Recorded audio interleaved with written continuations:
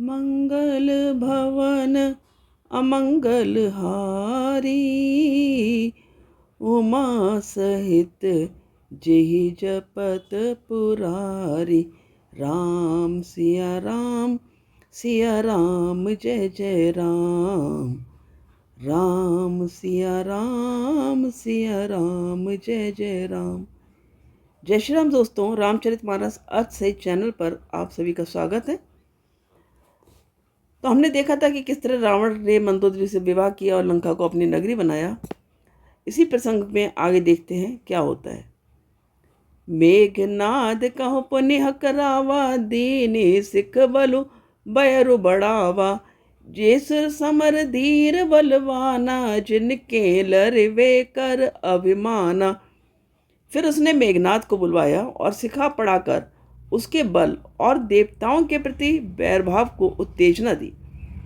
फिर कहा, हे पुत्र, जो देवता रण में धीर और बलवान है और जिन्हें लड़ने का अभिमान है, तिन्हें है जीत रन आने सुमांदी। उठि सुत पितु अनुशासन कांदी, यही विधि सब ही आज्ञा दीनी। आप नु चले उस गदा कर लीनी। उन्हें युद्ध में जीतकर बांध लाना। बेटे ने उठकर पिता की आज्ञा को श्रोधार्य किया। इसी तरह उसने सबको आज्ञा दी और आप भी हाथ में गदा लेकर चल दिया। चलत दसानन डोलत अवनी, गर्जत गर्भ सिर वही सुर रवनी। रावण आवत सुनेउ सकोहा, देवन तके मेरु गिरि खोहा। रावण के चलने से पृथ्वी डगमगाने लगी और उसकी गर्जना से देव रमणियों के गर्भ गिरने लगे। रावण को क्रोध सहित आते हुए सुनकर देवताओं ने सुमेरु पर्वत की गुफाएं तकी। भागकर सुमेरु की गुफाओं का आश्रय लिया। दिक्पालन के लोक सुहाए, सूने सकल दसानन पाए। पुनि पुनि सिंहनाद करि भारी, देई देवतन गारी पचारी। दिक्पालों के सारे सुंदर लोकों को रावण ने सुना पाया। वह बार बार भारी सिंह गर्जना करके देवताओं को ललकार ललकार कर गालियां देता था। रन मद मत फिरई जग धावा, प्रतिवट खोजत कतहु न पावा। रवि शशि पवन वरुण धनधारी, अग्नि काल जम सब अधिकारी। रण के मद में मतवाला होकर वह अपनी जोड़ी का योद्धा खोजता हुआ जगत भर में दौड़ता फिरा, परंतु उसे ऐसा योद्धा कहीं नहीं मिला। सूर्य, चंद्रमा, वायु, वरुण, कुबेर, अग्नि, काल और यम आदि सब अधिकारी। किन्नर सिद्ध मनुज सुर नागा, हटि सवही के पंथ ही लागा। ब्रह्म श्रेष्ठ जह लगी तनुधारी, दस मुख बस बरती नर नारी। किन्नर, सिद्ध, मनुष्य, देवता और नाग सभी के पीछे वह हठपूर्वक पड़ गया। किसी को भी उसने शांतिपूर्वक नहीं बैठने दिया। ब्रह्मा जी की सृष्टि में जहाँ तक शरीरधारी स्त्री पुरुष थे, सभी रावण के अधीन हो गए। आयस करहि सकल भयभीता, न वही आई नित चरण विनीता। डर के मारे सभी उसकी आज्ञा का पालन करते थे और नित्य आकर नम्रता पूर्वक उसके चरणों में सिर नवाते थे। भुजबल बेस बस करी, राखसी को न स्वतंत्र। मंडलीक मनि रावण राज करई निज मंत्र। उसने भुजाओं के बल से सारे विश्व को वश में कर लिया, किसी को स्वतंत्र नहीं रहने दिया। इस प्रकार मंडलीक राजाओं का श्रोमणी सार्वभौम सम्राट रावण अपने इच्छानुसार राज्य करने लगा। देव जक्ष गंधर्व नर किन्नर नाग कुमार, जीत वरी निज बाहुबल बहु सुंदर वर नारी।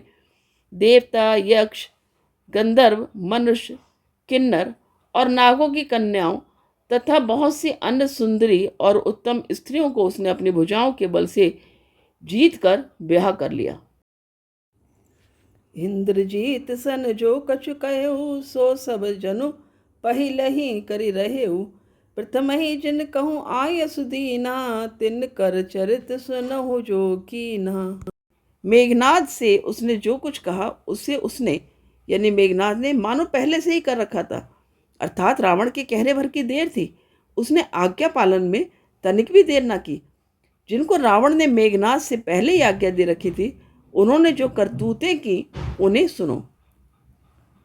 देखत भीम रूप सब पापी, निश्चर निकर देव परितापी। करहि उपद्रव असुर निकाया, नाना रूप धरहि करिमाया।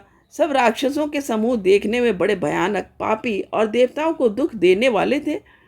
वे असुरों के समूह उपद्रव करते थे और माया से अनेकों प्रकार के रूप धरते थे। जेहि विधि होई धर्म निर्मूला, सो सब करहि वेद प्रतिकूला। जेहि जेहि देश धेनु द्विज पावहि, नगर गांव पर आग लगावहि।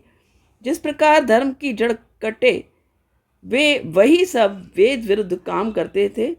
जिस जिस स्थान में वे गौ और ब्राह्मणों को पाते थे, उसी नगर गांव और पूर्वे में आग लगा देते थे। शुभ आचरण कतहु नहीं होई, देव वेप्र गुरु मान न कोई। नहीं हरि भगत जग तप ज्ञाना, सपने हो सुनिया न वेद पुराना। उनके डर से कहीं भी शुभ आचरण यानी कि ब्राह्मण भोजन यज्ञ श्राद्ध आदि नहीं होते थे। देवता ब्राह्मण और गुरु को कोई नहीं मानता था। न हरिभक्ति थी, न यज्ञ तप और ज्ञान था। वेद और पुराण तो सपने में भी सुनने को नहीं मिलते थे। जप जोग बिरागा तप मख भागा, श्रवण सुनई दस सीसा। आपनो उठि धावै रह न पावै, धरि सब घालई खीसा। अस भ्रष्ट अचारा भा संसारा, धर्म सुनिया नहीं काना। तेहि बहु विधि त्रासहि, देश निकासहि, जो कह वेद पुराना। जप योग वैराग्य तप तथा यज्ञ में देवताओं के भाग पाने की बात रावण कहीं कानों से सुन पाता तो उसी समय उड़ दौड़ता। कुछ भी रहने नहीं पाता, वह सबको पकड़ कर विध्वंस कर डालता था। संसार में ऐसा भ्रष्टाचार फैल गया कि धर्म तो कानों में भी सुनने में नहीं आता था।